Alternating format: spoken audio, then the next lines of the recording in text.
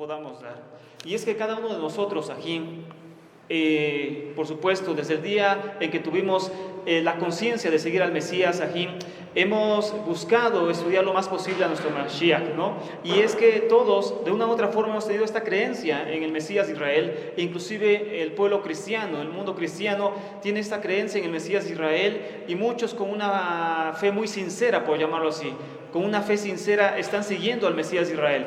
Pero como hemos estudiado, muchos de nosotros ya desde hace muchos años, esa fe ha sido modificada, esa fe no es tal como el Mesías la dejó, y esa fe ha sido tergiversada, sobre todo por los gentiles que tomaron esa fe y la combinaron con los pensamientos paganos que traían desde siempre.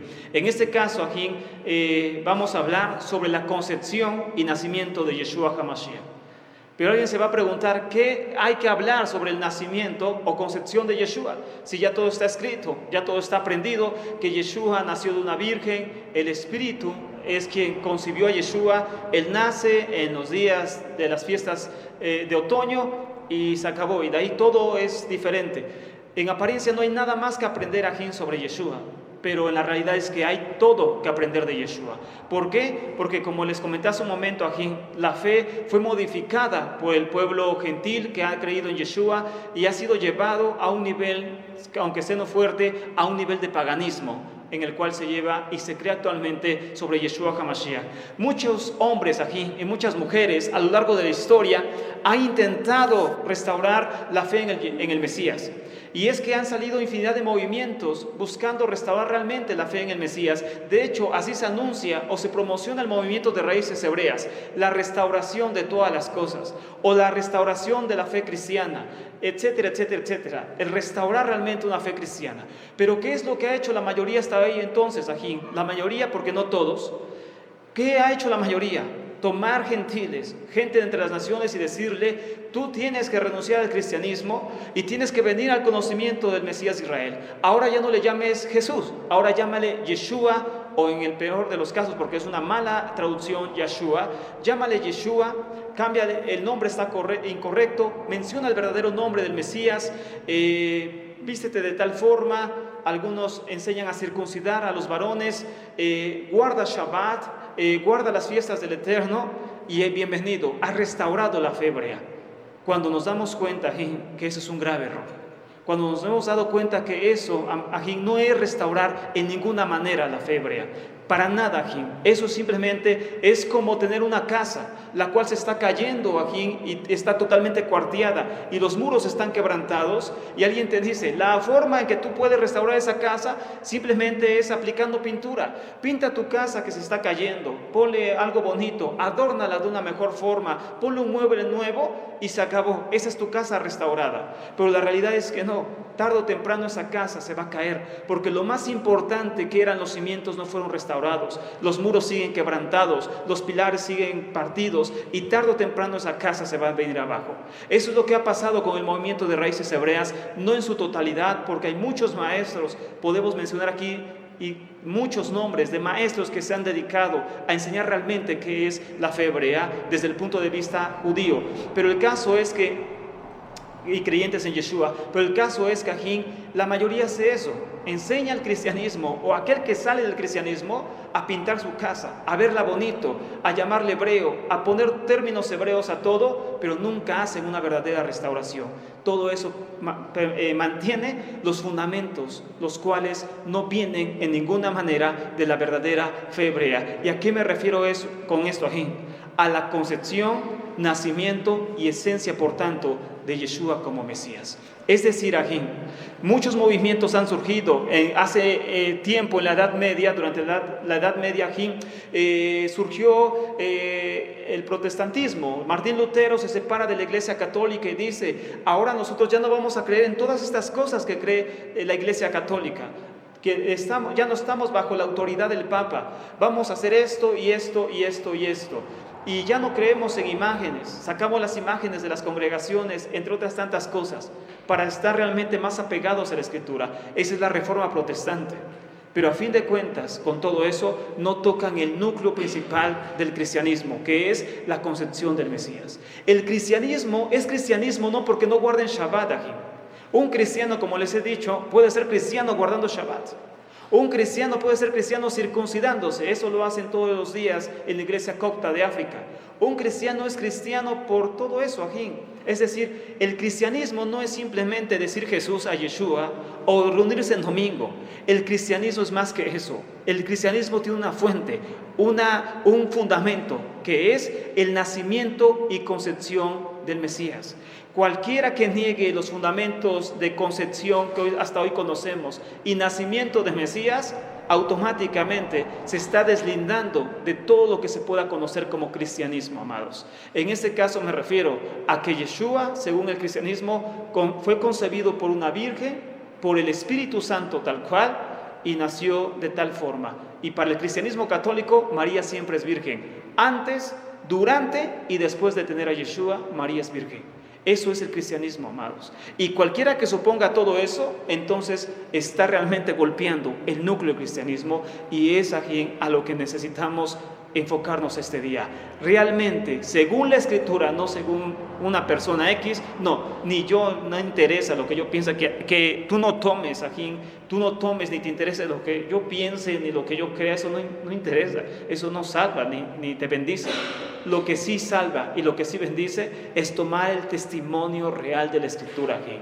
Y repito, Ajín, restaurar la fe no es cambiar de día de adoración. Restaurar la fe no es llamarle a Jesús Yeshua y tener el mismo concepto cristiano. Eso no es restaurar la fe. Restaurar la fe es golpear el centro del cristianismo, y eso es la concepción y nacimiento de Yeshua. Eso es realmente deslindarse al 100% del cristianismo. La mayoría de las personas no lo hace. La mayoría de los maestros no lo hace por intereses, como vimos. La gente no se mueve por principios, se mueve por intereses. Si yo le digo a un cristiano que está totalmente mal su doctrina del nacimiento virginal, no me va a hablar, se va a enojar. Y entonces muchos maestros dicen, ya no me contrata para dar conferencias, ya no va a mandar diezmos para hacer esto. Y por intereses no hablan lo que saben, porque muchos saben lo que hoy vamos a platicar. Esto no es mi invención ni mi descubrimiento. Mucha gente sabe esto que vamos a platicar hoy, pero no lo enseña por intereses con el mundo aquí. Porque ya a la gente no le gusta escuchar eso. Y por lo tanto, eso es algo que les evita platicar y enseñar realmente qué es la restauración de la fe hebrea, amados. Vamos rápidamente al libro de Mateo, capítulo 1, verso 18 en adelante, para entender qué es eso. Y yo bendigo a todos aquellos maestros y a todos aquellos pastores, ministros, encargados, etcétera, de obras que están dispuestos a predicar, porque lo he visto, bendito sea el Eterno, con los hermanos que han estado cerca de mí, a los cuales les he podido predicar y han aprendido y han tomado eso, que no les ha importado el precio. Hay hermanos, por ejemplo, la hermana congregación de la Ciudad de México, que se quedó sin congregantes, muchos se salieron al escuchar ciertos temas y han tenido que luchar porque a veces ni para la renta hay en cuanto a eso, aunque que los congregantes ya no aportan para la renta ni nada de eso, pero eso no les ha importado para seguir predicando la verdad. Bendito sea el Eterno por esas vidas ahí, porque han querido pagar el precio de hablar la verdad a pesar de todo. Bendito sea el Eterno por esas vidas. Y está escrito que aquel que honra al Eterno, el Eterno tarde o temprano también lo honrará a él. Y una de las maldiciones más grandes que tiene la gente sobre su vida es la maldición de idolatría. Pocas personas matan en esta tierra, se vuelven en un asesino. Pocas personas se vuelven en un adúltero, es decir, cometen adulterio aquí. Pocas personas roban, aunque ya hay más cada día, pero el caso es que muchas personas son honestas y no se atreverían a robar nunca a su prójimo. Pero la maldición que más tienen en la vida la gente que viene de las naciones es la maldición de la idolatría. Esa es la maldición más grande aquí. Si cortamos y rompemos con esa maldición, es seguro que algo grande y bendito va a pasar sobre la vida de las personas. Eso es seguro. Posiblemente, y no estoy usándolo como manipulación para ese tema, pero posiblemente será la raíz de enfermedades, la idolatría, porque la Torá lo dice.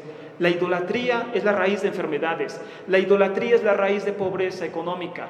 La idolatría es la raíz de muchos problemas que hasta hoy en día vivimos, porque la idolatría es una maldición. Y de nada nos serviría aprender muchas cosas hebreas si no rompemos de tajo aquí con la idolatría. Y vamos a ver desde dónde se fundamenta este pecado de la idolatría para nosotros. Mateo capítulo 1, verso 18 al 23, en la versión más popular, Reina Valera, dice de la siguiente manera.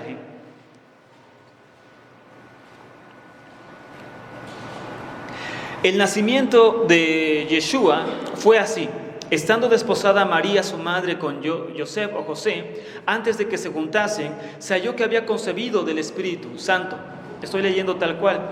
José, su marido, como era justo y no quería infamarla, quiso dejarla secretamente. Y pensando él en esto, he aquí un ángel del Señor le apareció en sueños y le dijo: José, hijo de David, no temas recibir a María tu mujer, porque lo que en ella es engendrado del Espíritu Santo es. Y dará a luz un hijo y llamará su nombre Yeshua, porque él salvará a su pueblo de sus pecados. Todo esto aconteció para que se cumpliese lo dicho por el Señor por medio del profeta, cuando dijo: He aquí, una virgen concebirá y dará a luz un hijo, y llamará su nombre Emmanuel, que traducido es Dios con nosotros, amados. Ese es el pasaje más popular que se puede entender del libro de Mateo, y es en sí el concepto más grande que el pueblo cristiano y muchos dentro de las raíces hebreas tienen de la concepción de Yeshua aquí, un nacimiento totalmente sobrenatural dado por el Espíritu y que es dado por una virgen. Pero ayer ya platicábamos el primer punto de este tema, que en la fe judía, en la fe hebrea, porque así la Torah lo marca, una mujer virgen, una doncella virgen, no solamente era aquella que nunca había conocido varón según la fe hebrea, sino también aquella jovencita que por la edad tan pequeña que tenía según la fe hebrea, no había tenido ni su primer periodo, ni su primer regla, como le llaman, y es entonces que el pueblo judío a esa mujer, a esa doncella le llamaba virgen, aunque haya estado casada. Era una mujer virgen según la Torá, porque lo que marca la virginidad, lo vamos a demostrar hoy también, no era tanto si había o no ya estado casada, sino más bien que su edad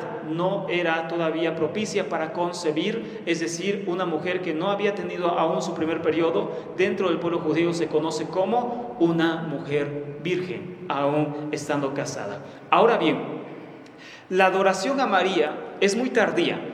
La adoración a María que empieza, se conoce como Mariología, la adoración a María es muy tardía. Esto empieza mucho tiempo después del primer siglo, hasta el siglo III o más allá. Entonces, se puede decir que empieza más o menos en el siglo IV la elevación de María como divinidad. Y eso empieza con la defensa de un padre de la iglesia llamado San Jerónimo.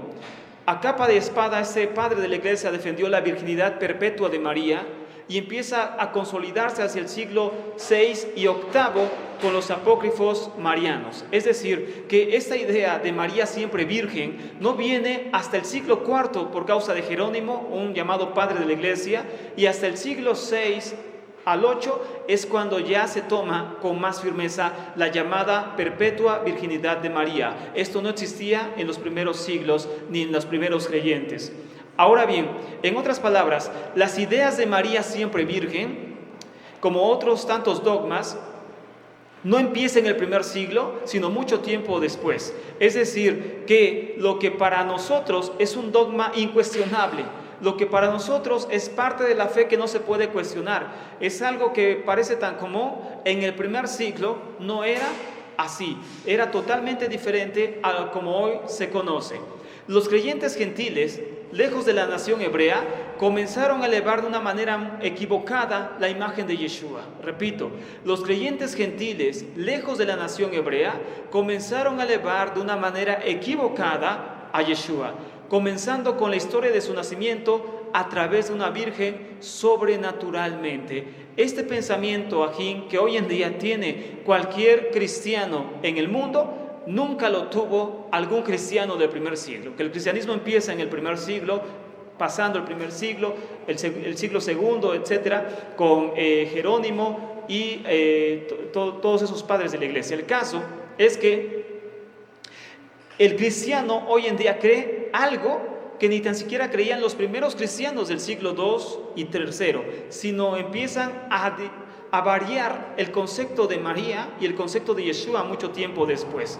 Es decir, en un principio solo importaba un nacimiento virginal como el de los héroes de las naciones. ¿A qué me refiero? Que al igual que Platón, Demócrito, Pitágoras, Alejandro Magno e incluso el mismo Augusto César, Tamuz, Faraón, nacieron de una virgen.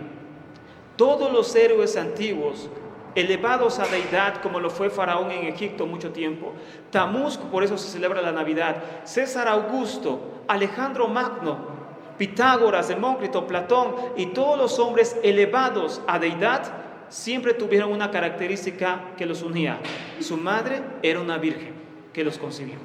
Entonces, la idea del nacimiento virginal aparece cuando los creyentes gentiles empiezan a apartarse del pueblo judío, de la fe hebrea, y empiezan entonces los creyentes gentiles a tener una especie de pelea o combate con los creyentes paganos.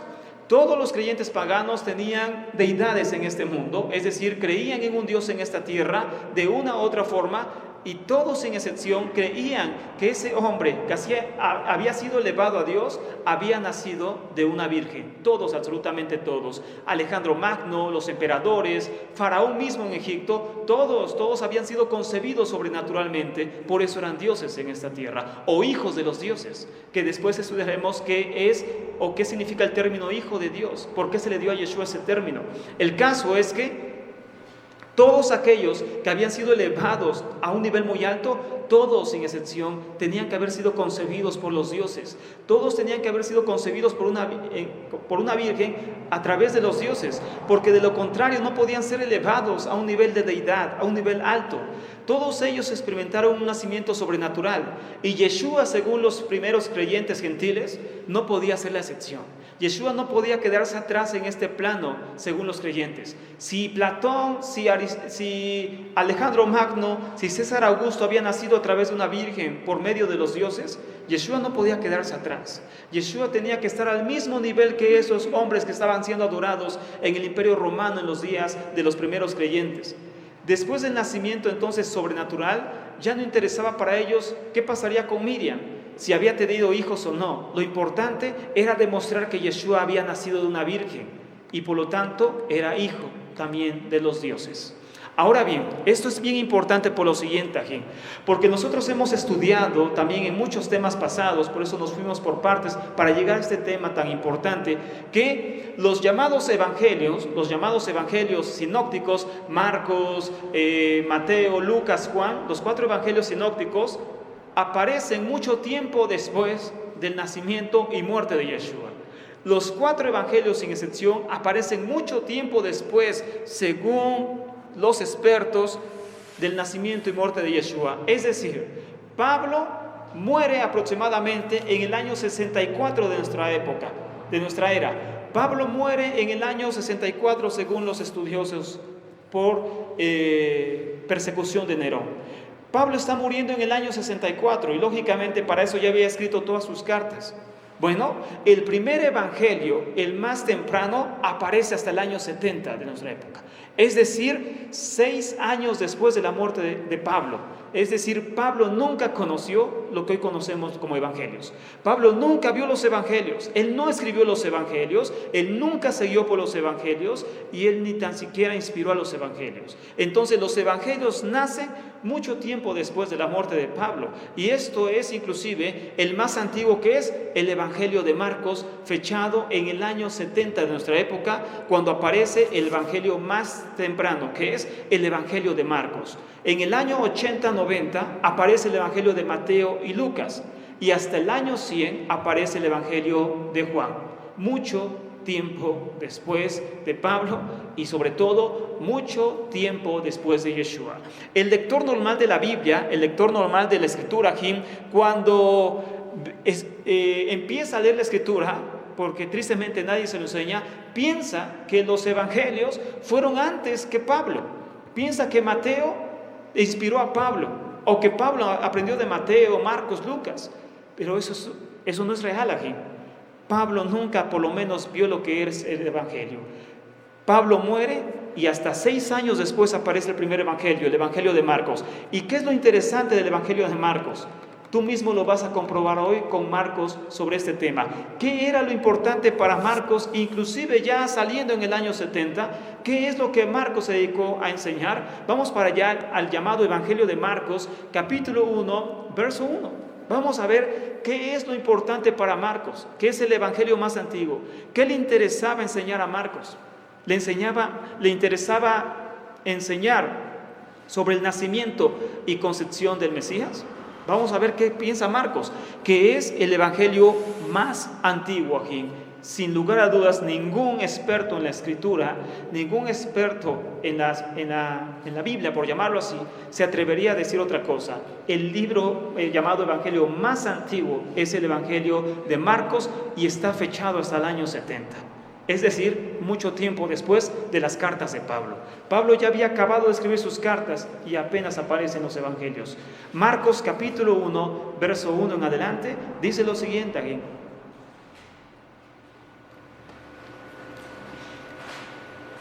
Principio del evangelio de Yeshua HaMashiach. Principio del evangelio de Yeshua HaMashiach, Hijo de Dios. Esta frase fue añadida siglos después lo vamos a demostrar cuando veamos ese tema. Principio del Evangelio de Yeshua HaMashiach. Como está escrito en Isaías el profeta: he aquí yo envío a mi mensajero delante de tu faz, el cual prepara tu camino delante de ti. Voz del que clama en el desierto: preparar el camino al Señor, enderezar sus sendas. Bautizaba a Juan en el desierto y predicaba el bautismo de arrepentimiento para perdón de pecados. Y salía a él toda la provincia de Judea y todos los de Jerusalén, y eran bautizados por él en el río Jordán, confesando sus pecados. Y Juan estaba vestido de pelo de camello y tenía un cinto de cuero alrededor de sus lomos, y comía langostas y miel silvestre. Y predicaba diciendo: viene tras de mí el que es más poderoso que yo, a quien no soy digno de desatar el encorvado de la correa de su calzado. Y yo a la verdad les bautizo con agua, pero él les bautizará con espíritu. Aconteció en aquellos días que Yeshua vino de Nazaret de Galilea y fue bautizado por Juan en el desierto, en el Jordán, y luego cuando subía del agua vio abrirse los cielos y el Espíritu como paloma que descendía sobre él, y vino una voz de los cielos que decía: tú eres mi Hijo amado, en ti tengo complacencia. Y luego el Espíritu le impulsó al desierto, y estuvo allí en el desierto 40 días, y era tentado por el Satán, y estaba con las fieras, y los ángeles le servían. ¿Cuál es lo importante acá, Jim, que la mayoría de los lectores no nota? ¿Cuál es la diferencia entre el libro de Marcos, el más antiguo, y los evangelios más tardíos, que es Juan, Mateo y Lucas? Que en ninguna parte aparece el nacimiento de Yeshua.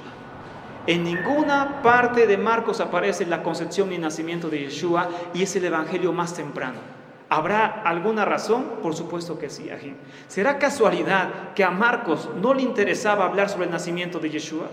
Si este es el dogma hoy más importante del cristianismo, ¿por qué a Marcos no le interesó hablar del nacimiento de Yeshua? No le interesaba eso. Le interesó cuando Yeshua ya estaba en el río Jordán para bautizarse y empezar su misión como Mesías. Pero ¿por qué Marcos no toca en ninguna manera que Yeshua había nacido virginalmente y sobrenaturalmente? Si hoy en día ese dogma es el más fuerte del cristianismo y de las raíces hebreas, en el 80% que creen eso todavía, ¿por qué Marcos, que es el evangelio más antiguo y por lo tanto el más fiel, por qué Marcos no dice nada del nacimiento de Yeshua? Qué curioso, ¿no, amados? Porque a los primeros discípulos no les interesaba cómo nació Yeshua. Esa es la razón. Lo que a ellos les interesaba es que cumpliera los requisitos mesiánicos para ser el Mesías, y que había nacido, para todos era común saber que había nacido como cualquier otro ser humano. Por eso no les interesaba aclarar eso. A Marcos no le interesaba aclarar eso, porque ese no era el punto importante, sino todo lo que venía después. Ahora bien, los primeros creyentes no tomaban entonces el nacimiento del Mesías, los primeros discípulos antes del siglo II, no tomaban entonces el nacimiento del Mesías como un dogma en el cual tenían que basarse para tener fe, ni nada semejante. Eso vino tiempo después, repito, cuando los gentiles se apartan de la fe hebrea y entonces empiezan a asimilarse a la fe pagana y empiezan a copiar cosas que ellos ya tenían desde hace mucho tiempo. Ahora bien, si para los primeros creyentes la concepción y nacimiento del Mesías hubiera sido tan importante como lo es para nuestros días sin lugar a dudas, Marcos tendría que haber hablado de eso y no aparece por ninguna parte en el evangelio más antiguo, que es el de Marcos, el nacimiento y concepción de Yeshua como Mesías.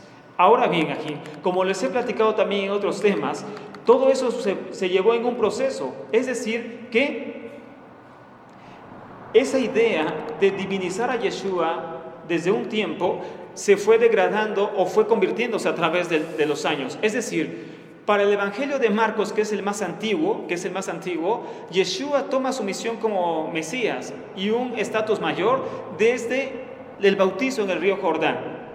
Para Mateo y Lucas, que viene mucho tiempo después, viene desde el nacimiento de Yeshua o la concepción de Yeshua. Y para el Evangelio de Juan, que es el más tardío de todos hasta el año 100, para Juan aparece desde antes de la creación la divinidad del Mesías. Es decir, conforme pasa el tiempo, se fue haciendo un poquito más atrás la divinización del Mesías. Marcos dice que es desde el Tevilá, la inmersión en agua. Mateo dice que es desde la concepción, pero Juan dice no, es desde antes que este mundo existiera. ¿Se dan cuenta? La concepción de los mismos evangelistas cambia conforme se van alejando de la verdadera fe.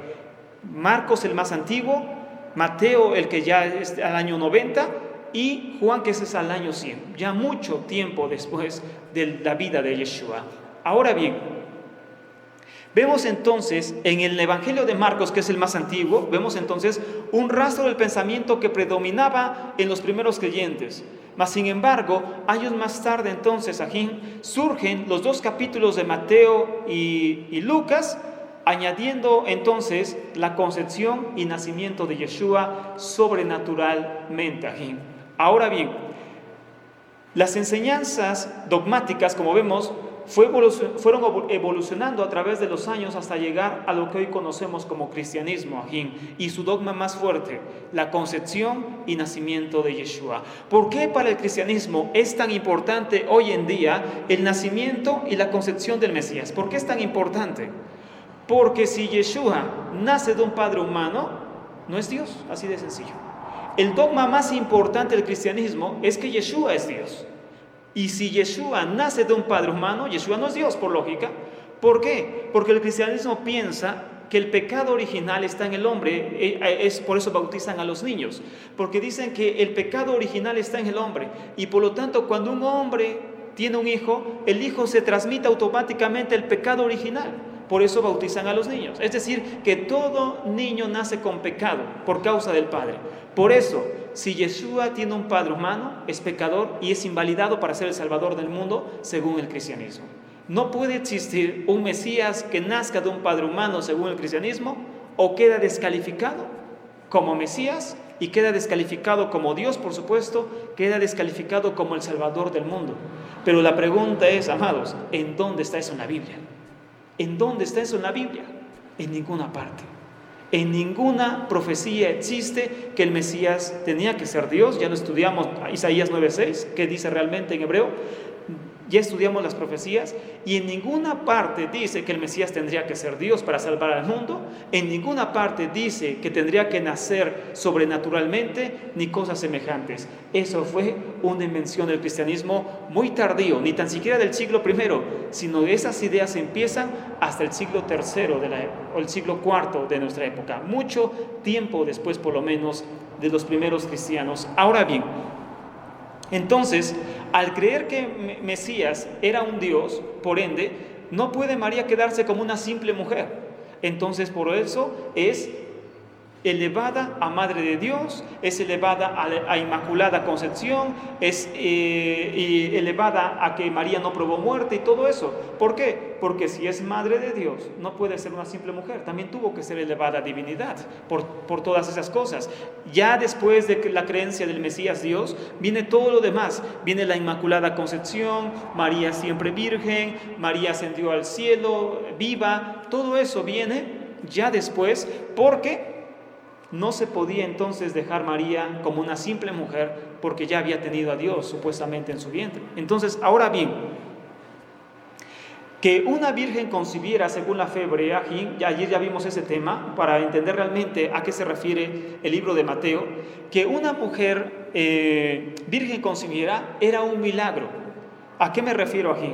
Bueno, ya explicamos ayer ese punto pero hoy solamente vamos a dar un punto o una explicación muy cortita aquí, que para la fe judía, para la fe hebrea aquí, una mujer virgen no solamente es aquella que no ha conocido varón, una mujer virgen es aquella que no ha tenido ni tan siquiera su primer ciclo menstrual, es decir, una niña prácticamente que nunca ha menstruado, esa es una virgen para la fe hebrea. Y puede haber, según la fe hebrea, una mujer virgen estando casada. Eso que para nosotros es totalmente irracional y lógico, es un pensamiento común en los días de Yeshua. Y hay infinidad de cosas que ya vimos ayer que lo prueban, bíblicamente e históricamente. Es decir, había jovencitas porque se casaban muy pequeñas, de 12 años o 13 años, que se casaban y que nunca habían tenido su primera regla y que los judíos le sigan llamando socialmente virgen. Esa mujer es una mujer virgen, una mujer que ya está casada, pero nunca ha tenido su primera regla, se le considera dentro del pueblo judío una mujer virgen. Entonces, María, o Miriam, como es su verdadero nombre, ¿qué era? Era una mujer virgen. ¿Pero de qué manera? ¿Como se concibe hoy el cristianismo? ¿O como lo concibe hoy el mundo? ¿O como se concebía hace 2000 años? María era una mujer virgen. Miriam era una mujer virgen, pero ¿de qué forma? ¿Cómo se concibe hoy aquí o como se concebía hace 2000 años? Aquí, entre paréntesis, una clara explicación aquí.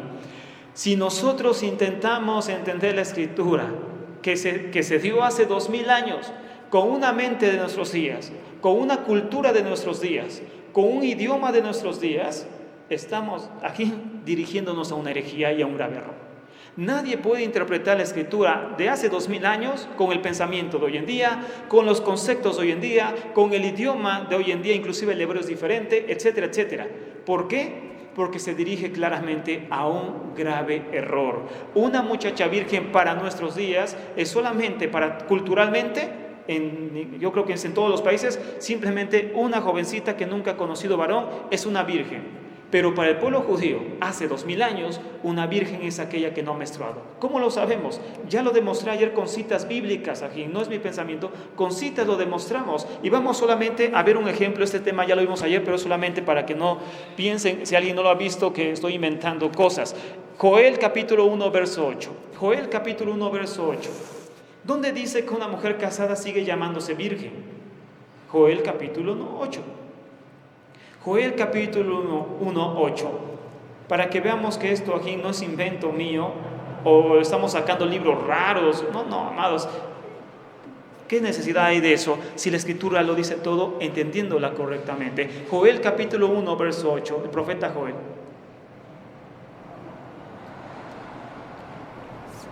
Joel capítulo 1, verso 8, dice lo siguiente aquí, espero que lo tengan, dice de la siguiente manera: llora tú como joven, vestida de cilicio, por el marido de tu juventud.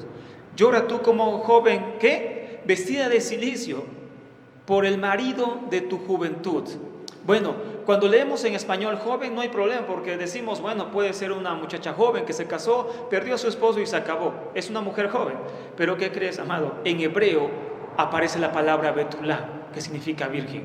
Entonces Joel 1.8 dice: llora tú como virgen vestida de cilicio por el marido de tu juventud. Betulá aparece en hebreo, virgen. Llora tú como virgen vestida de cilicio por el marido de tu juventud. ¿Qué quiere decir aquí Joel? Que una mujer sigue siendo llamada virgen aún habiendo estado casada.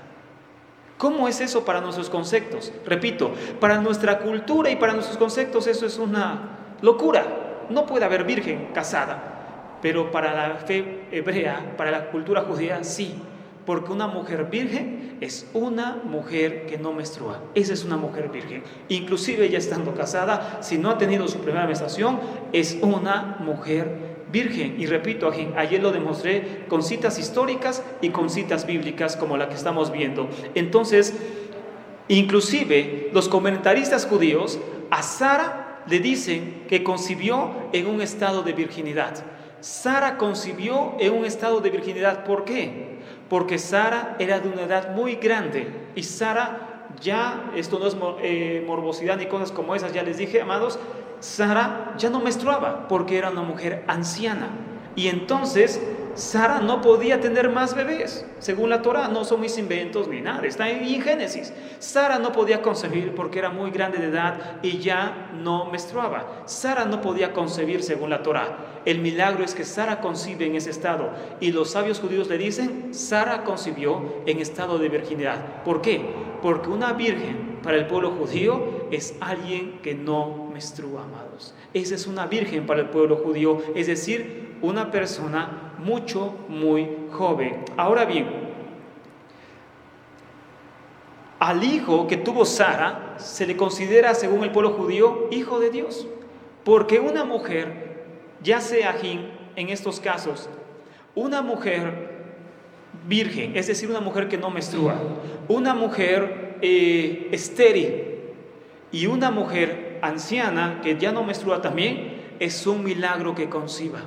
No se puede entender médicamente ni biológicamente, es un milagro que conciba. Ya sea una mujer virgen, pequeña de edad, que no ha tenido ni tan siquiera su primer ciclo menstrual, una mujer estéril y una mujer grande de edad que ya no menstrua tampoco, son mujeres que conciban, es un milagro. Que conciba una mujer así como Sara es todo un milagro, ajín. Por eso, cuando una mujer dentro del pueblo judío, estéril o ancianita como Sara, que ya tenía, si no me falla la memoria, 90 años, una mujer ya muy grande como Sara, que ya no podía concibiera, se entendía que el Creador mismo había actuado directamente para que esa mujer concibiera en los tres casos, ya sea una mujer estéril, una doncella que no menstrua o una mujer muy avanzada de edad como Sara, se consideraba un milagro del Eterno. Bueno, esas son tus ideas, ¿sabes? Esas son tus propias interpretaciones, no sé de quién.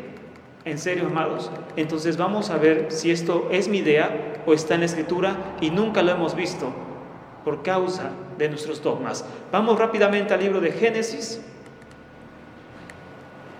para ver si estas son mis ideas aquí o realmente el Eterno lo dejó plasmado en la bendita Escritura aquí. Baruch Hashem. Vamos a ver si realmente esto es así o no. Baruch Hashem. Vamos rápidamente aquí al libro de Génesis.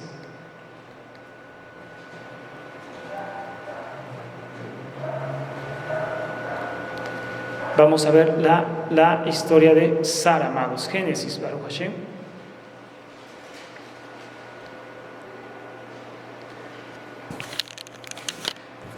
Y en Génesis, Ahim, Baruch Hashem, Génesis nos habla del nacimiento de Isaac sobrenaturalmente, Baruch Hashem, un nacimiento sobrenatural.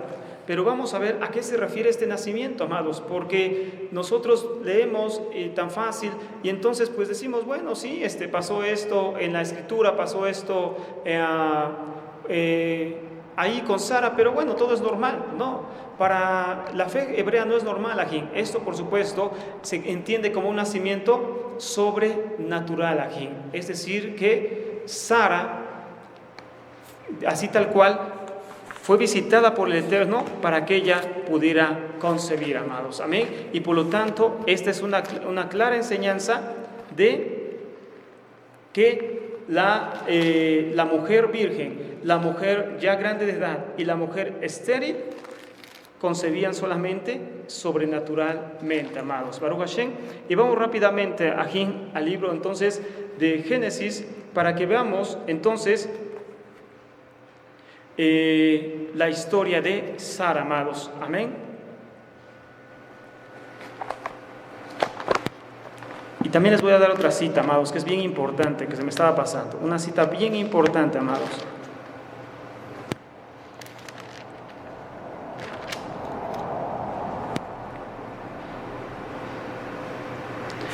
Y primero les voy a dar esta cita, perdónenme, si quieren quédense en el libro de Génesis, y esta cita antes de que se me pase.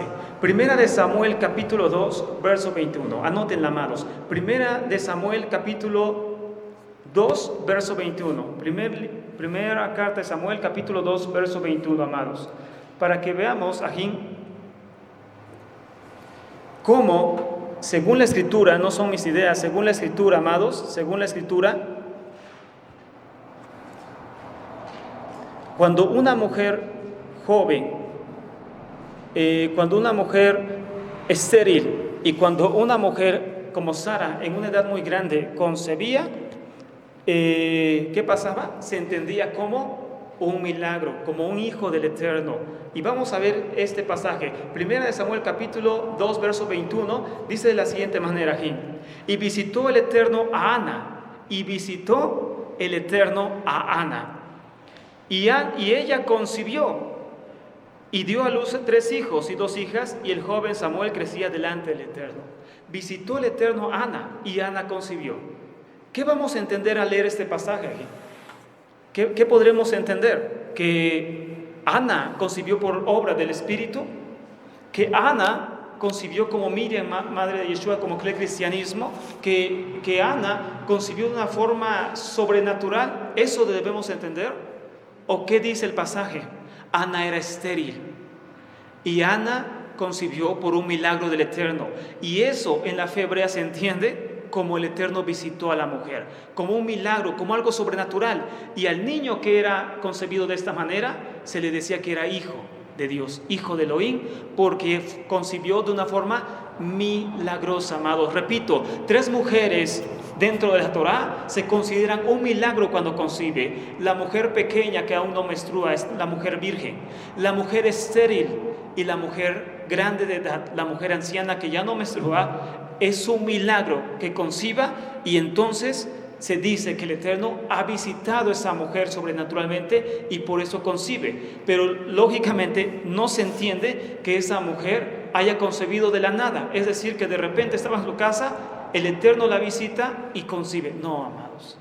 El Eterno hace el milagro sobrenaturalmente para que ella conciba, pero todo lo demás es totalmente natural. Pero el ejemplo de Sara también es importante. Génesis capítulo 21 verso 1, para ver si esto es verdad de lo que estamos hablando hoy, amados, o hemos entendido toda la vida erróneamente la Escritura. Hemos entendido toda la vida erróneamente la Escritura, pero no es la única cita, amados. Prepárate, porque hay más citas que te van a destruir todos los dogmas que habías creído hasta este día. Esto es realmente salir del cristianismo, amados. Génesis capítulo 21, verso 1, amados. Cuando lo encuentre decimos fuerte amén. Dice lo siguiente, amados: visitó el Eterno a Sara, visitó el Eterno a Sara como había dicho, e hizo el Eterno con Sara como había hablado, y Sara concibió y dio a Abraham un hijo en su vejez, en el tiempo que el Eterno había dicho.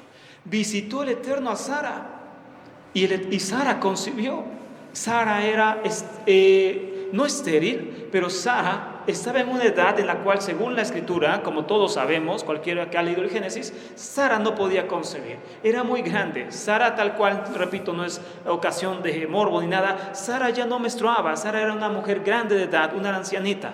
Sara no podía tener hijos. Sara concibe sobrenaturalmente, y la Torah dice: el Eterno visitó a Sara, Sara concibió y le dio un hijo a Abraham. Entonces, al leer este pasaje, ¿qué debemos entender? ¿Que Sara concibió por obra del Espíritu Santo, como se cree el cristianismo? Por supuesto que no, amados. Nadie se atrevería a decir eso. Pero ¿por qué cuando aparece eso, hablando de Miriam, lo creemos? Porque el cristianismo lo ha enseñado durante miles de años. Y ha enseñado que Miriam, la mamá de Yeshua, concibió sobrenaturalmente. ¿Por qué? Porque eso dice, y tienes que creerlo. Dice que el Eterno visitó a Miriam y entonces concibió. Y conclusión de eso, bueno, Yeshua fue concebido sobrenaturalmente, es decir, que no tuvo padre humano, porque si no, ya no es Dios. Porque si no, todo se rompe en el cristianismo. Y por supuesto que sí. Y por eso estamos entendiendo, amados, qué dice realmente la Escritura. Pero repito, el tema sigue, amados, y vamos a ver más citas al respecto. Entonces, como reafirmación de este punto que hemos leído hasta ahora, amados, como reafirmación del punto que hemos leído hasta ahora, hay 3 tipos de mujeres que se consideraban como un milagro que concibieran. Número 1, ¿quién era?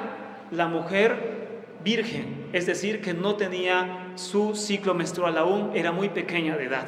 Número 2, la mujer estéril, que no podía concebir. Y número 3, la mujer grande de edad, que también había pasado su ciclo en el cual podía concebir y ya no podía concebir como Sara, a no ser que el Eterno hiciera un milagro como ella, como pasó con Sara, como pasó con Ana, como pasó con Miriam, la madre de Yeshua.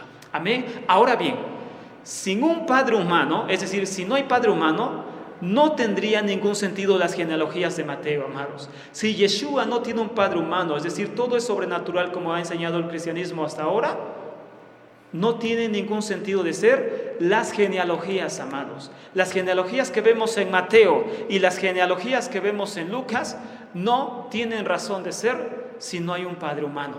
No hay ninguna razón de ser, amén. No tienen razón de ser. Ninguna razón de ser tendría.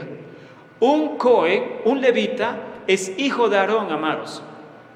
Un levita, para que alguien sea levita o para que alguien sea Cohen, según la escritura, y sirva en el templo, tiene que ser descendiente biológico de Aarón, es decir, tiene que tener sangre de Aarón, su padre tiene que ser Aarón.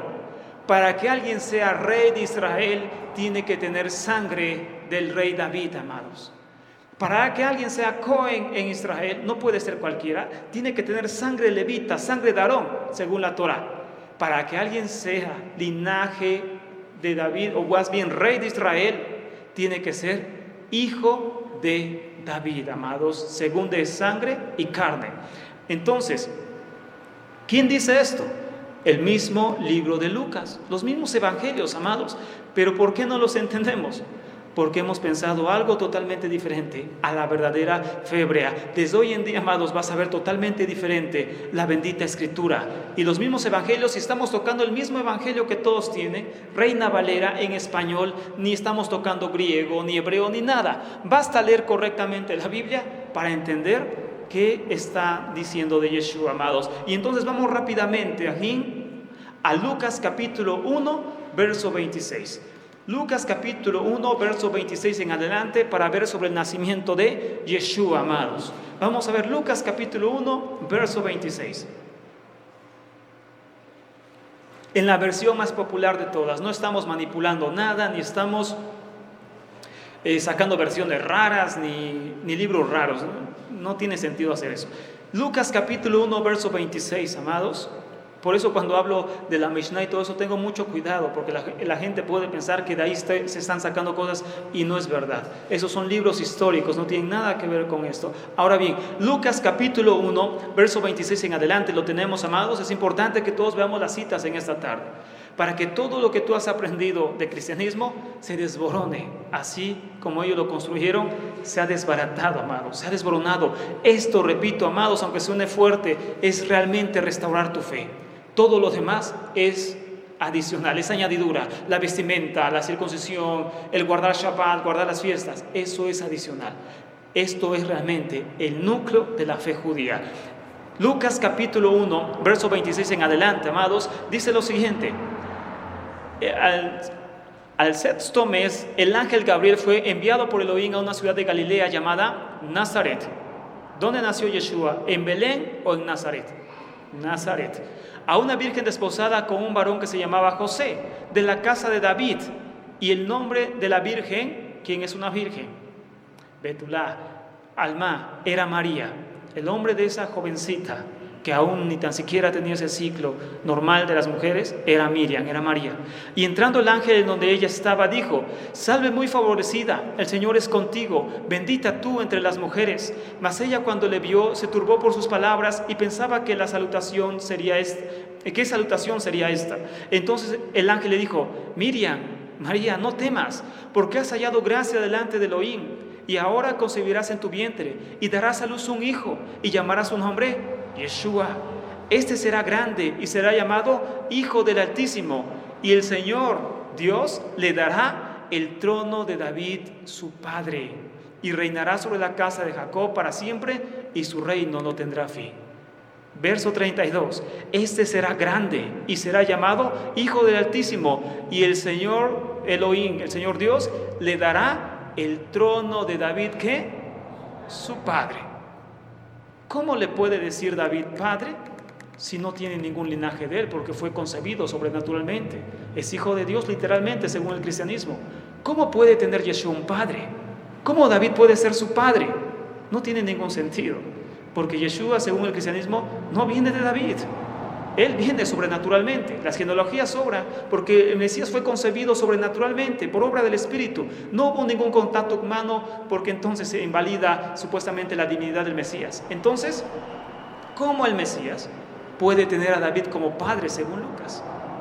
Vamos a esta profecía de Lucas que está aquí citando el ángel, de que el Mesías tendría un padre que sería David, y a la vez David tendría un hijo sobre su trono que sería el Mesías, aparece en el Salmo 132, verso 11. Salmo 132, verso 11, vamos para allá, Ajín, para que veamos el cumplimiento de esta profecía. Repito, Ajín, nada se debe de contradecir. ¿Recuerdas cuando estudiamos sobre la existencia del infierno? Cuando estudiamos sobre la fe de los gentiles, etcétera? No puede haber contradicciones. La escritura no puede ser contradecida. Mateo no puede contradecir a los profetas. Mateo no puede, o Lucas no puede contradecir a la Torá. No puede contradecir a los salmos. No puede haber contradicción. O de lo contrario, Ajín, estamos interpretando mal la escritura. Entonces, por eso, vamos rápidamente al libro de los Salmos, amados. Vamos rápidamente al libro de los Salmos. Amén. Vamos rápidamente al libro de los Salmos 132, verso 11 en esta tarde, amados. Salmo 132, verso 11. Y dice lo siguiente, ¿lo tenemos, amados? Dice lo siguiente: y en verdad juró el Eterno a David, y no se retractará de ello, de tu descendencia pondré sobre tu trono. Y está hablando sobre el Mesías. De tu descendencia pondré sobre tu trono. Es decir, un hijo de David tendría que estar sobre el trono del Mesías. Un hijo de David tendría que salir para reinar sobre Israel. Es decir, un hijo biológico de David. No un hijo espiritual, no un hijo adoptado. Un hijo biológico, la descendencia. La será, dice en hebreo. Tal cual, y repito, no es grosería ni morbosidad, del esperma de David tendría que venir su hijo, tal cual. Eso significa descendencia en hebreo, que es la palabra será, que de ahí viene descendencia, linaje, así se traduce, pero también es espermatozoide. Es decir, un hijo biológico de David tendría que reinar sobre su trono, o no podría reinar sobre él. Por eso el ángel le dice: David será su padre. David será su padre. Ahora vemos otra evidencia ahí mismo en el libro de Lucas, amados. Lucas, en la misma versión, Reina Valera, capítulo 2, verso 27. Estamos leyendo la Biblia en español, la estamos leyendo en la versión más popular o en la que tengas, y no estamos manipulando nada. No estamos diciendo: mira, quítale esto, añádele esto, invéntate esto. No, amados, sácate un evangelio apócrifo. No, ahí mismo está la evidencia, pero nunca, amados, nos enseñaron a verla. Hoy tú la estás viendo, porque tu corazón tiene que ser abierto por el Creador. Tus ojos espirituales tienen que ser abiertos y ver la escritura como nunca antes la has visto. Lucas capítulo 2, verso 27, amados. Lucas capítulo 2, verso 27. ¿La tenemos, amados? Lucas 2, verso 27. Es importante que todos veamos las citas para que no pensemos que estamos inventando algo, manipulando las cosas. ¿Qué dice la escritura, amados? ¿Qué es lo que te han ocultado? ¿Qué es lo que el cristianismo te ha dicho? ¿Qué es lo que el 80% de las raíces hebreas no predican? Una a veces porque no lo sabe y otras porque no quiere. ¿Qué es lo que nos ocultan, amados? ¿Qué es lo que no te han enseñado hasta el día de hoy? ¿Sabes, amado? Es decir, el cristianismo está en paz porque los mesiánicos guarden Torah. O sea, no hay tanto problema en eso, repito. Bueno, que te vistas como judío o que guardes Torah, que hagas ciertas cosas, no hay tanto problema. Siempre y cuando no toques el fundamento de su fe, que Yeshua es Dios y que nació de una virgen sobrenaturalmente. Mientras no toques eso, todo lo demás está bien para ellos. No hay problema. Enseña lo que quieras, enseña Shabbat, enseña Sidurín judíos, enseña lo que tú quieras, pero no enseñes que el Mesías no nació de una virgen y por lo tanto no es Dios. Lucas capítulo 2, verso 27, ¿lo tenemos, amados? Dice así, amados: y movido por el Espíritu vino al templo, y cuando los padres del niño Yeshua lo trajeron al templo para hacer por él conforme al rito de la Torá. Y cuando los padres del niño Yeshua lo trajeron al templo para hacer por él conforme al rito de la Torá. ¿Qué dice aquí, amados? Cuando los ¿O dice cuando la madre? Yeshua entonces tuvo padres, no solamente una mamá. Tuvo padres, amados. Verso 41 ahí mismo, no cambies de capítulo, amado. Verso 41, Lucas 2, verso 41. Lucas 2, verso 41. Ahí mismo, amados. No cambies de versión, o si quieres cámbiala, no hay problema. Todas dicen lo mismo, o hasta mejor lo explica. Lucas 2, verso 41. Ahí mismo, solamente un poquito más adelante dice: iban sus padres todos los años a Jerusalén en la fiesta de Pesaj, Pascua. Iban sus padres todos los años a Jerusalén en la fiesta de Pesaj. ¿Por qué dice padres? Si Yeshua no tuvo un padre, solamente era su mamá Miriam, ¿no? ¿Por qué dice padres 2 veces? Porque tuvo padres, amados. Y ahora vamos a una evidencia todavía más fuerte que la que ya hemos visto. Vamos al libro de Mateo. Mateo capítulo 1, verso 16. Estamos sacando la Mishnah, estamos sacando Talmud, estamos sacando un libro judío, amados. Sí, estamos sacando un libro judío, se llama Mateo, escrito por judíos para judíos. Se llama Mateo, ese es el libro judío que estamos sacando, pero visto, amados, desde una forma diferente. Amén. Mateo capítulo 1, verso 16. Vamos desde el verso 12. Mateo capítulo 1, verso 12 al 16, amados.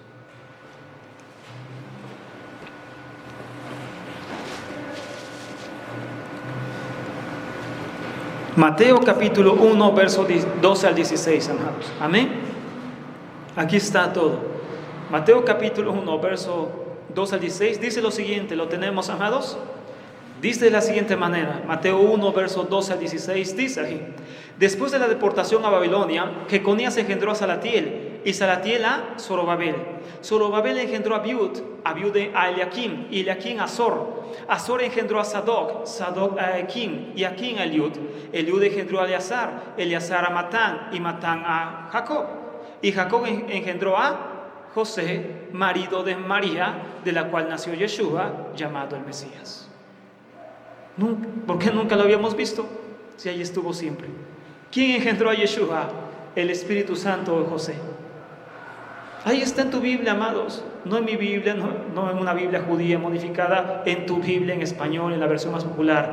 Y Jacob engendró a José, marido de María, del cual nació Yeshua. ¿Quién engendró a Yeshua? Según Mateo. José, amados. De lo contrario, no tiene ningún sentido de ser las genealogías. Que estas genealogías, después tal vez lo explicamos, amados, tienen una explicación.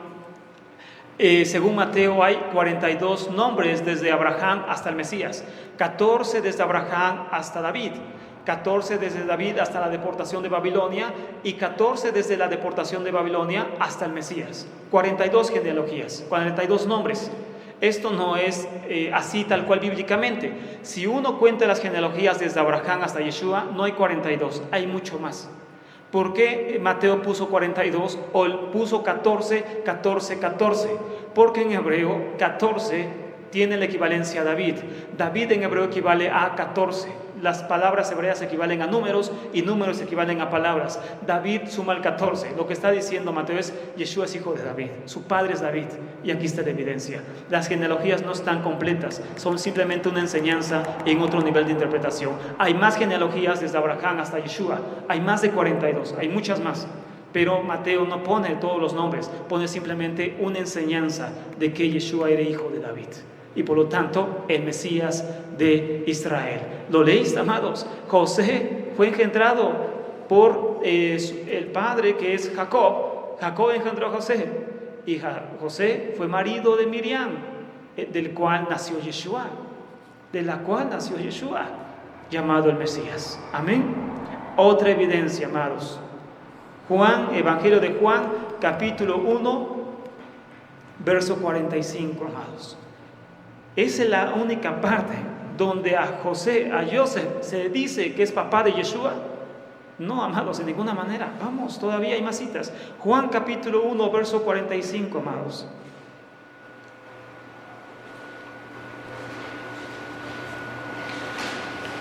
Si seguimos con la enseñanza del cristianismo, amados, estas citas no tendrían ningún sentido.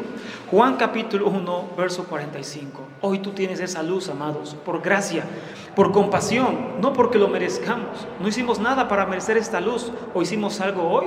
Tal vez ni el Shabbat guardamos bien y aún así el Eterno nos ama y nos está dando esto. Tal vez ni la Torah hemos guardado bien y el Eterno nos ama y nos está dando esto, amados. No es por obras para que nadie se gloríe, sino por gracia del Creador, amados. Juan capítulo 1, verso 45, amados. ¿De dónde te sacó el Eterno? ¿Cuál es la luz que te quería dar, amados? El Eterno bendito sea, responde las oraciones. Y el Eterno ve el corazón de la persona, amados, y le guiará siempre a toda verdad. No importa que el hombre intente escapar, el Eterno tarde o temprano le mostrará la verdad. No importa qué intenta hacer, el Eterno le mostrará la verdad. No el hombre, amados, el Eterno. ¿Quién es mi maestro, amados? ¿De quién lo aprendí? Nadie. Es el Eterno, amados. Por supuesto, de maestros judíos, de la Escritura, por supuesto. Pero me refiero a que no me senté a alguien y me dijo, ven, amado, te voy a enseñar este tema para que tú lo aprendas. No, es el Eterno que aunque trates de escapar, te lo enseña. Yo durante muchos años defendí la divinidad del Mesías. Inclusive creo que no los hemos bajado. Hay ahí en la página de YouTube todavía temas donde decimos que Yeshua es Dios. Porque lo defendimos a capa y espada. Pero el Eterno que es bendito, amados, Él tenía un plan para nuestra vida y no importa qué creíamos, Él nos trajo al pleno conocimiento de su verdad. Juan capítulo 1, verso 45 dice, amados, Juan capítulo 1, verso 45 dice, Felipe halló a Natanael. ¿Lo tenemos, amados? Es importante que leamos cada cita de esta tarde. Felipe halló a Natanael y le dijo, hemos hallado aquí aquel de quien escribió Moisés en la Torá, así como los profetas, a Yeshua, ¿el hijo de quién? De José de Nazaret. Pero no te habían dicho que José no era su papá. Pero no te habían contado a ti toda tu vida, amados, que Yeshua nació sobrenaturalmente y que nunca ningún varón tuvo contacto porque si no ya no era Dios, ya no era pecador también y todo eso. Pero entonces, ¿por qué la Biblia lo dice? El hijo de José, hijo de José de Nazaret. Bueno, tal vez son las únicas citas que tengas y están mal traducidas. Bueno, vamos adelante. Juan capítulo 6, verso 42. Juan capítulo 6, verso 42, amados. Joseph tuvo que ser su padre, amados. O no es linaje de David. O simplemente Yeshua no tiene linaje de David. Porque el linaje se adquiere por el padre, no por la madre. Y Miriam no era del linaje de David. Miriam era del linaje de Aarón, su prima era Elisheba, quien era hija de Aarón. Miriam no es del linaje de David, Miriam es linaje de Aarón, es levita, no es hija de David. Entonces, ni así el Mashiach es Mashiach. Ni aunque el linaje viniera por la madre, podría ser hijo de David, porque Miriam es hija de Aarón. Su prima o su pariente, como dice el original, es Elizabeth, quien era hija de Aarón, no de David. Por eso se casó con un Cohen, porque un Cohen se casa con otro Cohen. Amén. Juan capítulo 6, verso 42 dice, amados, ¿lo tenemos? Juan 6, verso 42 dice lo siguiente, amados, dice lo siguiente. Y decía, ¿no es este Yeshua el hijo de qué? José, cuyo padre y madre nosotros conocemos, cuyo padre y madre nosotros conocemos. ¿Cómo pues dice este del cielo he descendido? Cuyo padre y madre nosotros conocemos. Es el hijo de José, cuyo padre y madre conocemos. ¿Cómo dice que viene del cielo? Pero ¿qué dice Pablo? Esos son los evangelios que son los libros más tardíos. ¿Qué dicen los libros más antiguos del llamado Nuevo Testamento? Romanos capítulo 1, verso 1 al 3. Está por todas partes, amados. ¿Cómo podemos ocultarlo? Si tapamos uno, aparece otro. Y si tapamos otro, aparece otro. ¿Cómo ocultar toda esta evidencia? Fue un error del copista, pero se equivocó como 20 veces. Porque en 20 veces aparece lo mismo, amados. Romanos capítulo 1, verso 1 al 3, amados. ¿Qué dice Shaul Pablo en este tema? Pablo creyó que había nacido a través de una virgen como nosotros lo concebimos, es decir, sin contacto físico. Pablo creía que había nacido el Mesías por Ruach HaKodesh, por Espíritu, sin contacto físico. No, amados, él nunca enseña eso. En ninguna parte de sus cartas aparece tal cosa. De hecho, ni tan siquiera lo toca. Nunca habla de eso, igual que Marcos. Qué casualidad que los libros más antiguos nunca ven importante aclarar ese punto. Porque era lógico que Yeshua venía de David, todo el mundo lo sabía. Todo el mundo lo sabía, no había nada que discutir ahí. El milagro estuvo en que Miriam era pequeña de edad, no menstruaba, era una alma, se dice en hebreo, mujer pequeña que no tiene ni su primera regla, aún estando casada. Es una virgen para el pueblo judío. Ese era el milagro, que ella concibió en ese estado, concibió al ungido del Eterno, concibió al Mesías. Eso dice Lucas, ya lo leímos. Romanos capítulo 1, verso 1 al 3 dice lo siguiente, amados. Pablo, siervo de Yeshua HaMashiach, llamado a ser enviado, apartado para el evangelio de Elohim, para las buenas nuevas, que él había prometido antes por sus profetas en las santas escrituras, acerca de su Hijo, nuestro Señor Yeshua HaMashiach, que era del linaje de David según la carne.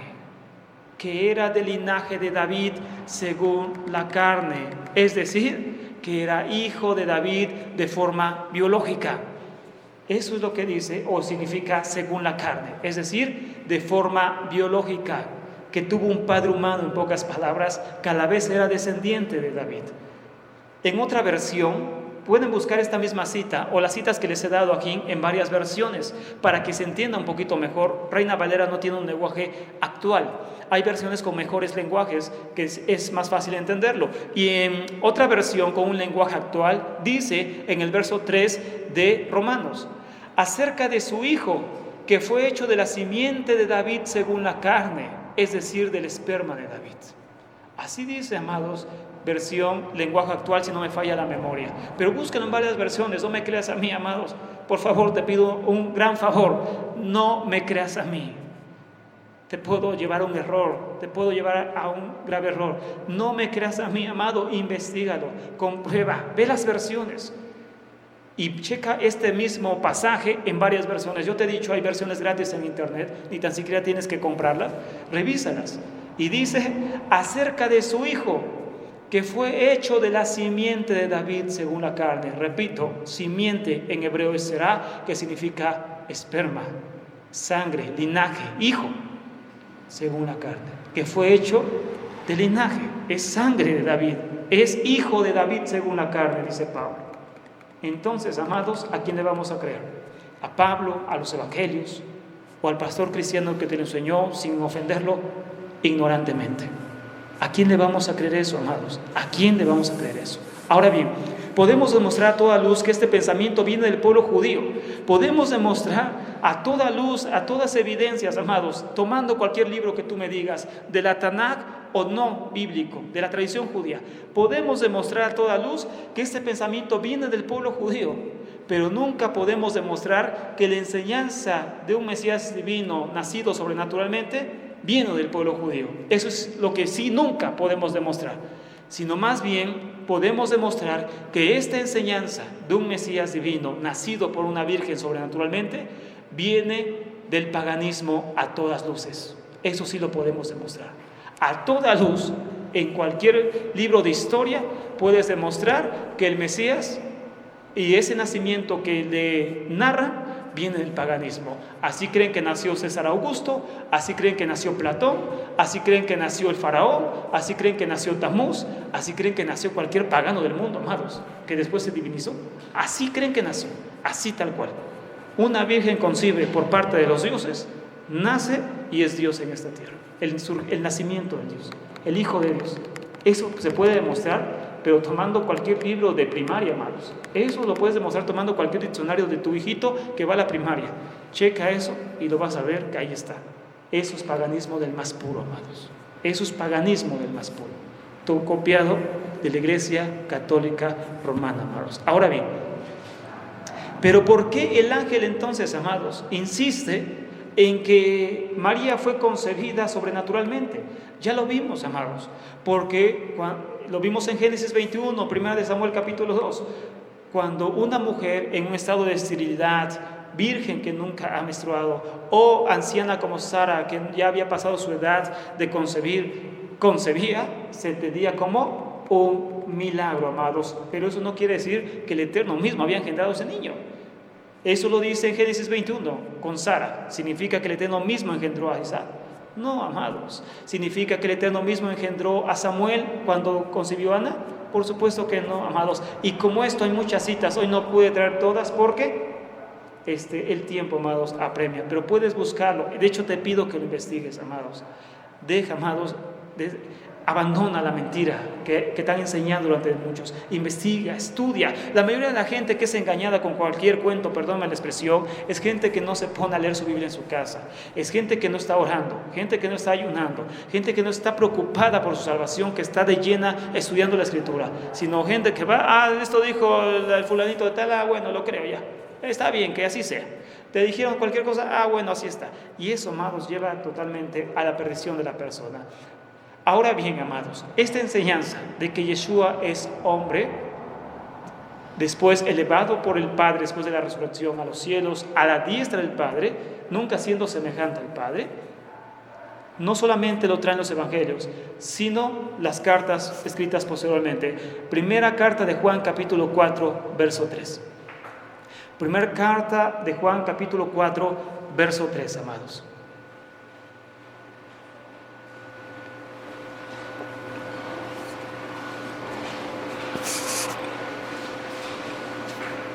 Repito, amados, entonces esto es realmente venir a la restauración de todas las cosas. Esto es restaurar el principio. Si no restauramos esto, amados, nada se restaura. Repito, amados, es como una casa que se está cayendo, que ya está en ruinas, que tiene las paredes todas cuarteadas por los sismos, los muros están cayendo y la gente le recomienda a la persona solamente pintar esa casa, adornarla bonito, ponerle un mueble bonito y se acabó, con eso sirve. Es lógico que no, que al primer temblor esa casa se viene abajo. Es lo mismo con la fe. Bueno, tú, amado, vas a restaurarte, has llegado a las raíces hebreas. Esto no es cristianismo, esto es restauración. Vas a restaurarte, vas a guardar Shabbat, vas a guardar las fiestas, inclusive hasta los varones se van a circuncidar. Esto es la restauración total de todas las cosas. Pero ¿usted cree que el Mesías nació por una virgen? Por supuesto, ¿no? Por supuesto que lo creemos. ¿Cree que la Virgen concibió sobrenaturalmente? Por supuesto lo creemos, eso ni que dudarlo. ¿Crees entonces que el Mesías es Dios? Por supuesto creemos eso. Y se dan cuenta, amados, lo principal nunca lo tocaron, nunca lo restauraron.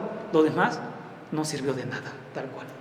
Lo demás sigue siendo cristianismo con raíces hebreas. Lo demás es cristianismo. Se pueden vestir, se pueden peinar, se pueden dejar una barba larga, se pueden poner kipá, se pueden circuncidar, pueden hacer lo que tú quieras, amados. Es cristianismo. El núcleo, lo que hace el cristianismo, nunca lo tocaron. Lo dejaron intacto. Lógicamente, a la Iglesia Católica no le importa, le aplaude a ese mesianismo. Están en la misma, amados. Suena fuerte, siguen siendo hijos de la gran ramera. Suena muy fuerte, pero eso dice Apocalipsis. Hijos e hijas de la gran ramera de Apocalipsis. La iglesia cristiana sigue dominando sobre ellos. Y qué tremendo, amados, que les enseñaron supuesta libertad. Miles de grupos, amados, no hay uno. Tú puedes conocer uno, pero hay miles.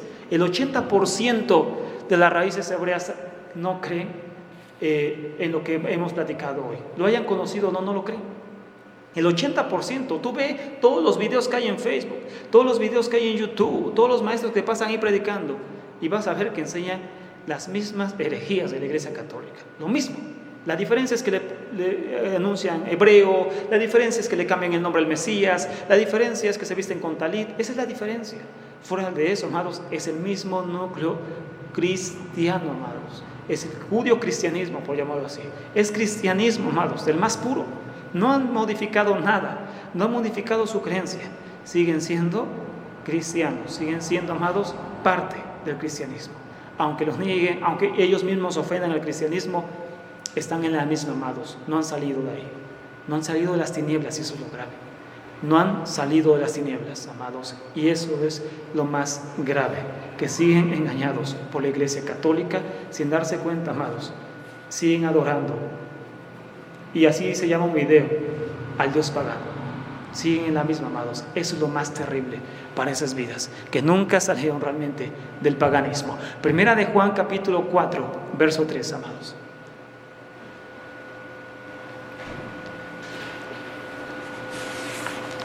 Primera de Juan, capítulo 4, verso 3. Primera de Juan capítulo 4, verso 3, amados.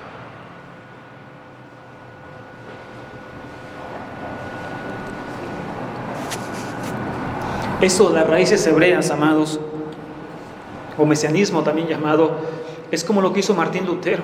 Martín Lutero se opuso a la Iglesia Católica, se separó, formó el cristianismo protestante. Ya no vamos a tener imágenes, ya no vamos a adorar a María, ya no vamos a hacer nada de eso, Martín Lutero decía. Vamos a formar el protestantismo, la iglesia protestante, vamos a formar otra iglesia diferente a la que ya está porque está corrompida, corrupta. Y a fin de cuentas quedaron en el mismo lugar, después lo entendimos. Es lo mismo con el movimiento en 80% de raíces hebreas y las dos casas de Israel, todos esos movimientos que ya vimos que de dónde nacen. El caso es que esos movimientos es lo mismo, amados. Lo mismo. De hecho, ese movimiento de las dos casas de Israel, en su mayoría creen que Yeshua es Dios. La mayoría creen eso, amados. O sea, está en el mismo núcleo. Y vamos a restaurar ahora el cristianismo protestante, dice. Ya nos dimos cuenta que el catolicismo está mal. Ya nos dimos cuenta ahora que el cristianismo evangélico está mal. Sigue con tradiciones paganas. Vamos a restaurarlo. Vamos a irnos al Shabbat. Ya no vamos a estar en domingo. Vamos a irnos al Shabbat. Vamos a ir a guardar fiestas. Ahora vamos a hablar hebreo. Ahora vamos a hacer esto y el otro. Pero el núcleo se quedó intacto, amados. Lo que hizo al cristianismo está intacto. Tienen el mismo concepto, por más barba que tengan, por más kipá que tengan, por más hebreo que tengan, tienen el mismo concepto que un católico del Vaticano, amados. Es intacto, lo tienen intacto. Dile a un padre católico, ¿quién es el Mesías? Te va a decir un nombre falso, por supuesto.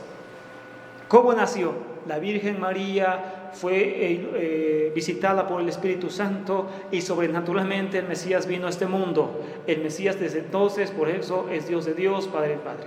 Pregúntale a un cristiano evangélico cómo nació Yeshua. Estaba la Virgen María, vino el Espíritu Santo, concibió la Virgen María y vino el Mesías. Pregúntale a un mesiánico cómo concibió María. Vino el Espíritu Santo, estaba María, no se llama María, se llama Miriam, te dicen. Vino el Ruach HaKodesh, le ponen nombres hebreos, estuvo sobre ella y vino Yeshua. La misma historia, amados, el mismo cristianismo de siempre. No lo tocaron en nada, amados. ¿Se dan cuenta de la tragedia? Del engaño tan terrible, amados. ¿Cuántas miles de personas piensan que han encontrado la verdad y simplemente le dieron vuelta a la manzana? Y siguen en la misma, amados. Adornaron todo lo de afuera. Se ve muy bonito lo de afuera. Hay sinagogas, hay Sefer Torah y todo. Creyendo en la concepción pagana del Mesías. Creyendo algo bien diferente a lo que creyeron los primeros discípulos. Es decir, amados, el diablo, tal cual, los dejó en el mismo lugar. No les permitió ir más allá. Están ahí parados, no se mueven. Pueden invertir en algo, pueden supuestamente aprender más hebreo. Muchos hacen hasta las oraciones judías. Pueden implementar cosas, pero se quedaron en el mismo lugar. Ya no se mueven, ahí están. A fin de cuentas, amados, como Martín Lutero y toda la iglesia protestante, están en el mismo lugar, amados. Muchos mesiánicos decían, el cristianismo es igual a catolicismo. El cristianismo es igual a catolicismo. Y el cristiano se enojaba cuando les decían eso. ¿Cómo? Si yo ya salí del catolicismo, ¿cómo dices que yo soy igual a un católico? Ahora yo les digo a ellos, amados, los mesiánicos son igual a los católicos y evangélicos. Están en el mismo lugar teológico. No han avanzado nada. Están en el mismo lugar, aunque se enojen, amados. Están igual que como empezaron. La diferencia es que hoy conocen hebreo. La diferencia es que hoy guardan Shabbat, a veces mal. La diferencia es todo eso, amados. Muchos se circuncidaron, es la diferencia, pero están en el mismo lugar donde empezaron. No cambiaron nada, amados. Es una tragedia. Hoy tú conoces ese tema, amados, y de ti depende salir del cristianismo o seguir en él. Repito, para mí las raíces hebreas es cristianismo. Para mí las raíces hebreas, el movimiento de las dos casas y todo eso, es mero cristianismo del más puro. No han cambiado nada, amados. No han restaurado nada. Se encuentra todo en el mismo lugar donde empezaron. Raíces hebreas en el 80%, no en todas, en el 80%. Cristianismo evangélico y catolicismo están en la misma línea, amados. Están igual, no han tocado nada, se encuentran, amados, igual de extraviados que hace 2000 años cuando negaron el Mesías judío. Baruch Hashem, primera de Juan capítulo 4 verso 3 dice lo siguiente, amados. Ahora, ¿por qué entiendes por qué los judíos nos dicen cristianos con kippah? Ahora entiendes por qué el judío entendía esto, amados. Ningún judío va a creer que Yeshua nació virginalmente. Ningún judío, amados. Ni uno solo. Ni uno solo lo cree.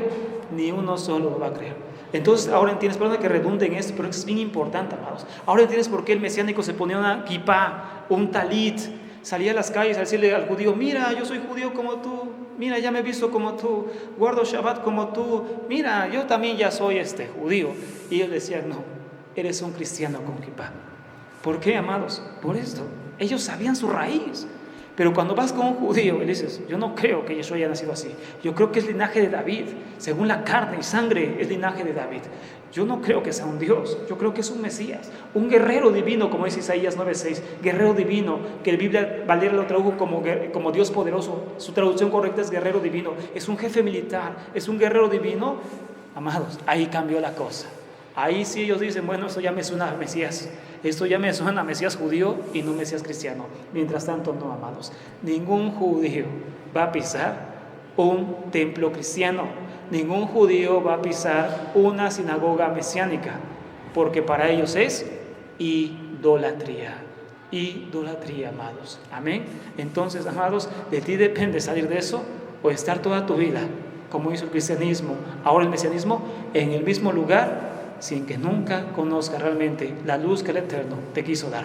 Primera carta de Juan, capítulo 4, verso 3, amados, dice lo siguiente: y todo espíritu que no confiesa que Yeshua ha venido en carne, no es de Dios. Y este es el espíritu del antimesías, el cual ustedes han oído que viene y que ahora ya está en el mundo. ¿Qué tiene que ver esto con el tema que estamos tratando?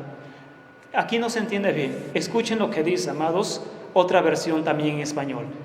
Ustedes pueden saber que una persona tiene el Espíritu de Dios si reconoce que Yeshua vino al mundo como verdadero hombre. Ustedes pueden saber que una persona tiene el Espíritu de Dios si reconoce que Yeshua vino al mundo como hombre. Así de sencillo, amados. Es otra cosa. Amén. Entonces, ¿qué entendemos acá, amados? Que el cristianismo, ahora también las raíces hebreas, que es parte del cristianismo, amados, según la teología, que entonces, ajín, si quitamos entonces la humanidad al Mesías, que es lo que ha intentado hacer el cristianismo, ocultar a toda costa que Yeshua era hombre, en pocas palabras. Ese fue el trabajo del cristianismo, que no se descubra, ayer lo vimos, que no se descubra, también lo vimos el miércoles, que no se descubra que Yeshua era hombre. Vamos a cambiar citas, vamos a manipular cosas, vamos a interpretar mal todo, pero que el mundo no descubra que Yeshua era un hombre. Diferente, por supuesto, ungido por el Eterno como un guerrero, como el Mesías de Israel, pero un hombre, amados, según Juan 4:3. Ahora imagínate cómo cambió el tiempo, amados, y con eso concluyo. Imagínate cómo cambió el tiempo. En el primer siglo, amados, con los primeros creyentes, según la Escritura, era una herejía decir que Yeshua era Dios. En el primer siglo, decir que Yeshua era divino era toda una herejía, como hoy en día en el pueblo judío. Actualmente, decir que Yeshua era hombre y no Dios es toda una herejía para el mundo cristiano y mesiánico. Por decir esto, lo que estoy diciendo, muchos dicen que estoy loco, que soy hereje y todo lo demás. Porque digo que Yeshua nació como un hombre, creció como un hombre y fue ungido por el Eterno para ser el Mesías como un hombre. Decir que fue un hombre Yeshua es una herejía hoy en día. En el primer siglo era lo contrario. Decir que era Dios era una herejía. Ahora el mundo está de cabeza, amados. La doctrina está de cabeza. Ahora la herejía es vista como verdad y la verdad es vista como herejía. Pero aquí está, amados, el Espíritu del Eterno te guiará a toda verdad y el Espíritu del Eterno dirá: quien reconozca, amados, la verdad, quien diga que Yeshua es Mashiach, es Yeshua el Mashiach, amén, y que ha venido como hombre. ¿Para qué? Para que en esa condición, miren, bendito sea el Creador, que me acordó otra cita, Primera de Timoteo capítulo 2 verso 5. Primera de Timoteo capítulo 2 verso 5. Primera de Timoteo capítulo 2 verso 5, amados. Bendito sea el Creador que me acordó de esa cita. Ya para terminar, ahora sí ya para terminar. Ahora sí ya, no nos vamos a extender, amados. Hay muchos temas ya sobre esto y vamos a seguir tocando cosas. Pero Primera carta de Timoteo, aquí, capítulo 2, verso 5, dice lo siguiente. ¿Lo tenemos, amados? Hasta de memoria nos los podemos saber. Porque hay un solo mediador entre Elohim, porque sabemos que existe un solo Dios, porque sabemos que existe un solo Elohim, y un solo mediador entre Elohim y los hombres, Yeshua HaMashiach, hombre. Las versiones más acercadas, la puedes comprobar, repito, compruébalo, amado, compruébalo, amados. En versiones de otro tipo, es decir, con otro tipo de traducciones y demás, en español, lo que dice, parafraseando, porque ahorita no recuerdo la cita exacta, no la tengo aquí a la mano, pero lo puedes confirmar, dice: porque sabemos que existe un solo Dios, no dos, no tres, no cuatro. El Shema Israel, está hablando un judío, no está hablando, amados, un cristiano. Creemos que existe un solo Dios, Shema Israel, y un solo mediador entre ese Dios y los hombres, Yeshua, el hombre. Así dicen otras versiones, amados. Existe un solo mediador entre Elohim, bendito sea el Eterno, aquí lo tengo, miren, bendito sea el Creador. Dice 1 Timoteo capítulo 2, verso 5, en la versión lenguaje actual. Solo hay un Dios y solo hay uno que puede ponernos en paz con Dios, Yeshua, el hombre. Yeshua, el hombre. Y esto concuerda, amados, con el libro de Hebreos. Nada se puede contradecir, nada, absolutamente nada. Versión lenguaje actual es la que lee.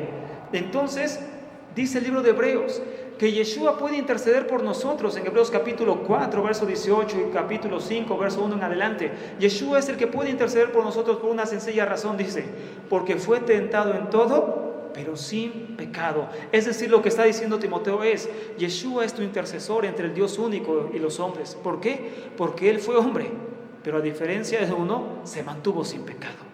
Eso es lo que está diciendo Timoteo capítulo 2, verso 5. Versión viviente, 1 de Timoteo capítulo 2, verso 5. Pues hay un solo Dios y un solo mediador que puede reconciliar a la humanidad con Dios, y es el hombre Yeshua. Hay un solo Dios y un mediador que puede reconciliar a la humanidad con Dios, y es el hombre Yeshua, el Mesías. Versión española 1975. Versión Biblia española 1975. Dice lo siguiente: porque no hay más que un Dios y no hay más que un mediador entre Dios y los hombres, un hombre, el Mesías Yeshua. Qué tremendo, hermanos, clarísimo el agua. Solamente hay un Dios, no dos, no tres, no cuatro, como enseña el mesianismo y el cristianismo. Y no hay más que un mediador entre ese Dios y los hombres, un hombre, el Mesías, Yeshua. Versión Biblia española 1975, amados. Ahora bien, vamos a seguir tocando ese tema, pero la conclusión de ese tema es clara, amados. ¿A quién creer? ¿A la Biblia o al hombre? ¿A quién me vas a creer? A mí no me creas nada, ya te lo dije, amados, en el tema. No me creas, por favor, absolutamente nada. Crea la Escritura. Cree la Escritura, amados. ¿A quién le vas a creer? ¿A la Escritura o a un hombre? A un cristiano, perdón la expresión, con kippah. ¿A quién le vas a creer, amados? Tú decides a quién creerle, amados. Eso será tu decisión. Eso será tu libre albedrío. Esa será la diferencia, amados, muchas veces, entre vida eterna o muerte eterna. Que el Eterno te bendiga mucho en esta tarde, amados, y que nos dé luz a todos para entender siempre su bendita verdad. Amén, amados. Hasta acá el tema.